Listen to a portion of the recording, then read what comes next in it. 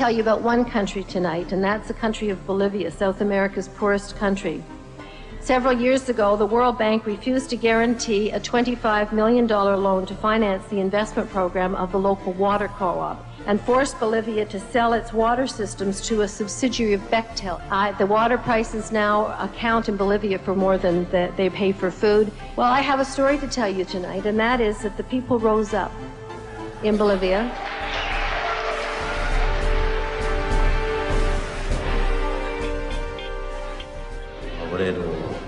Industrial, y cuando en Bolivia se privatizó el agua, la gente, nosotros no podíamos concebir que un empresario privado, un inversionista transnacional, podía apropiarse del agua.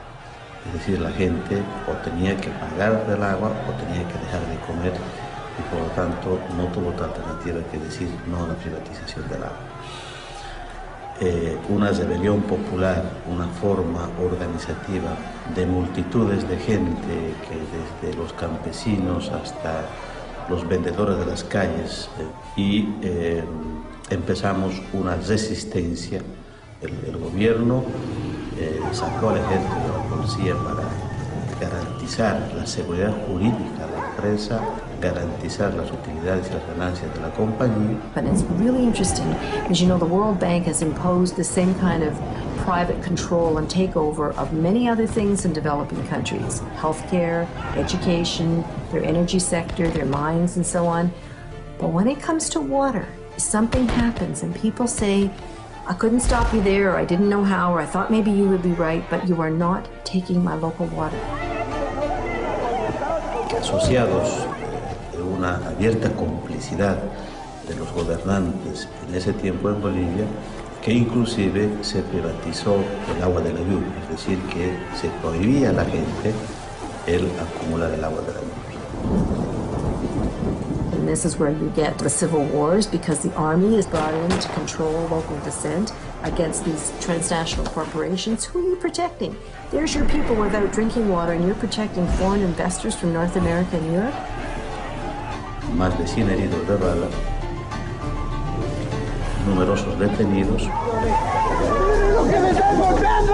Civil, hubieron más de 20 francotiradores que mataron e hirieron a la gente. 17-year-old Victor Hugo Doza was killed by a shot through his face.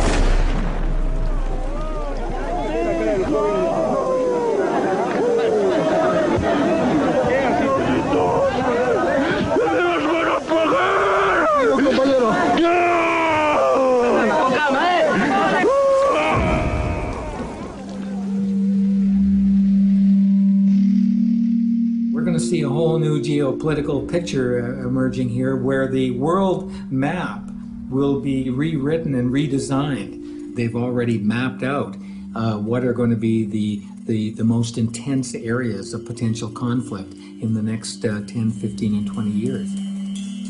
So the water-rich areas of the world are Brazil, Canada, Russia. So these big superpowers are beginning to position themselves in such a way that water, like energy, is seen as part of their future security, including their military security, including their commercial security, and they're beginning to understand they have to secure future sources of water.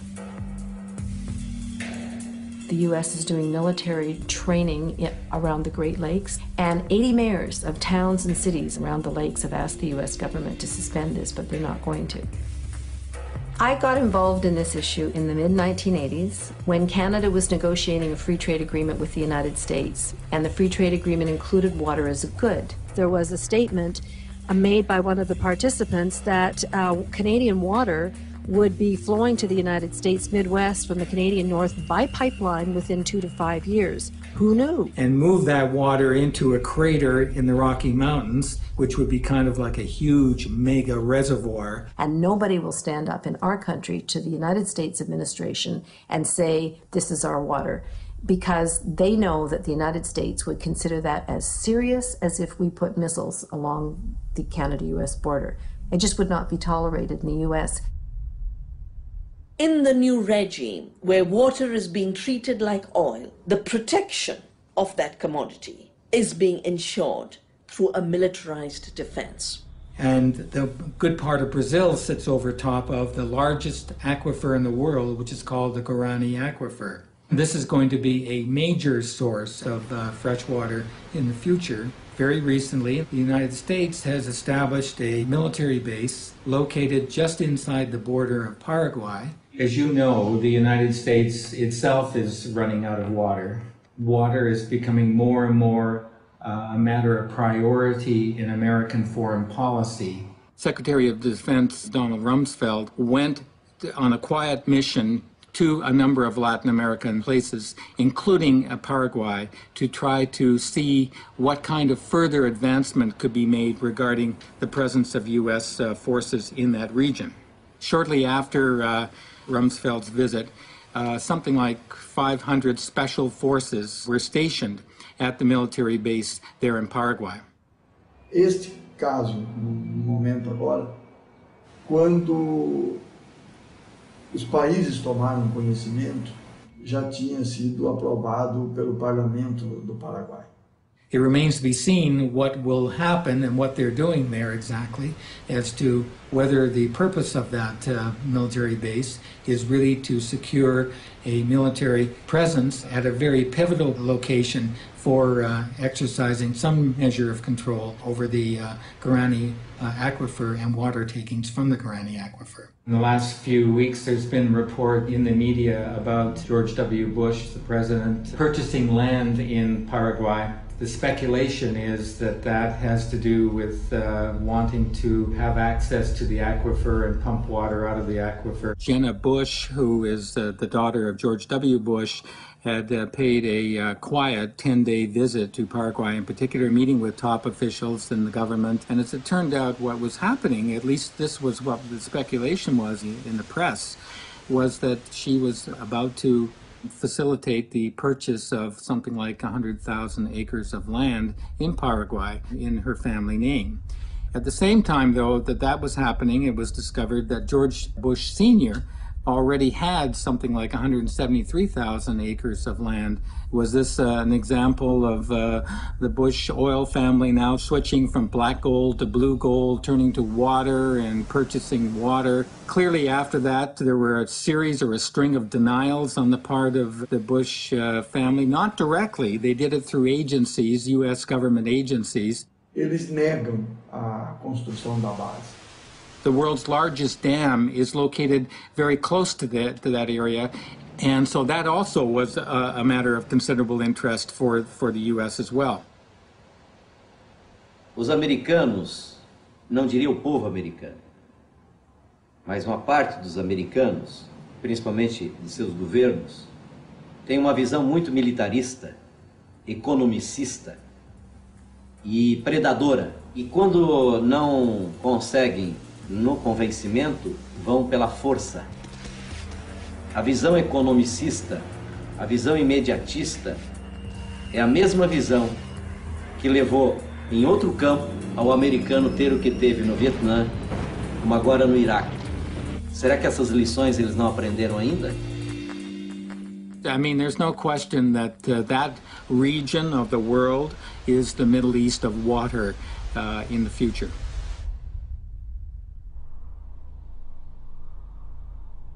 And just 2 days ago, the Bolivian government gave in and kicked Bechtel out of the country.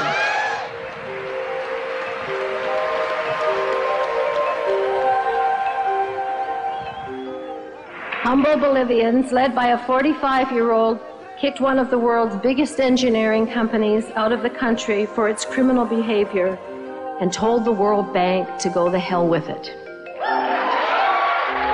Bueno, 2 días después de la victoria popular, yo tuve la posibilidad de viajar a Washington. Primera vez en mi vida que salí a Estados Unidos.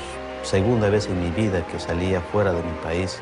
And this simple shoemaker from Cochabamba, Bolivia, gave one of the most moving speeches I have ever heard. Solo somos dueños del agua y del aire.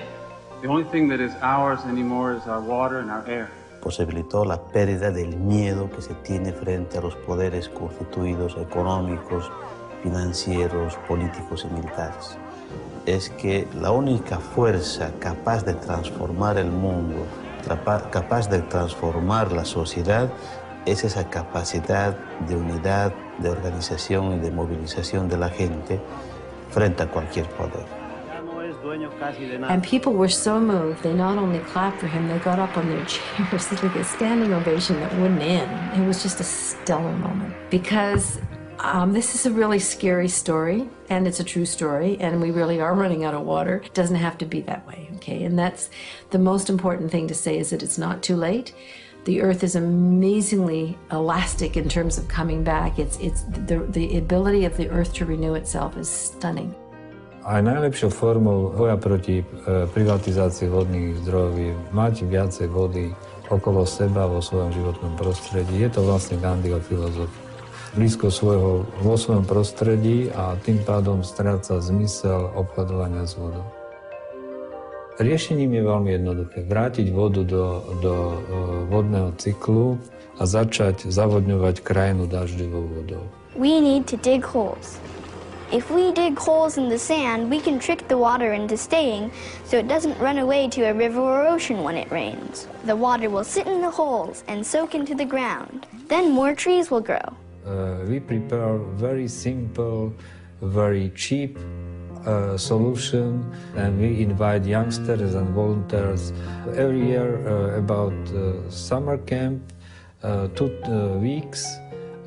About 40 to 100 people make manually, for example, small wooden dams on small streams, on water holdings, and to accumulate water. There's a huge difference between these water catchments and dams, because dams, what happens is that a large amount of water, land area gets flooded. We create these huge reservoirs, then the water becomes stagnant in them, and the mercury, it starts to spread throughout the water system itself, and it creates a whole different set of problems. In these water catchments, what happens is that the water is trapped so that it goes right into the ground itself, and therefore starts to replenish the groundwater systems. A môžeme vlastne mať zo žltej krajiny zelenú.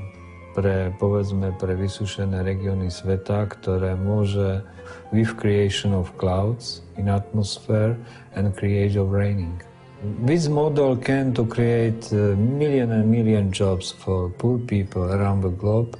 Blue alternative solution is very easy, simple, cheap, solving of complex problem. And it, quite frankly, is the antidote to desalinization. This is the kind of approach that we need to take in order to revitalize and rebuild our groundwater systems. And then we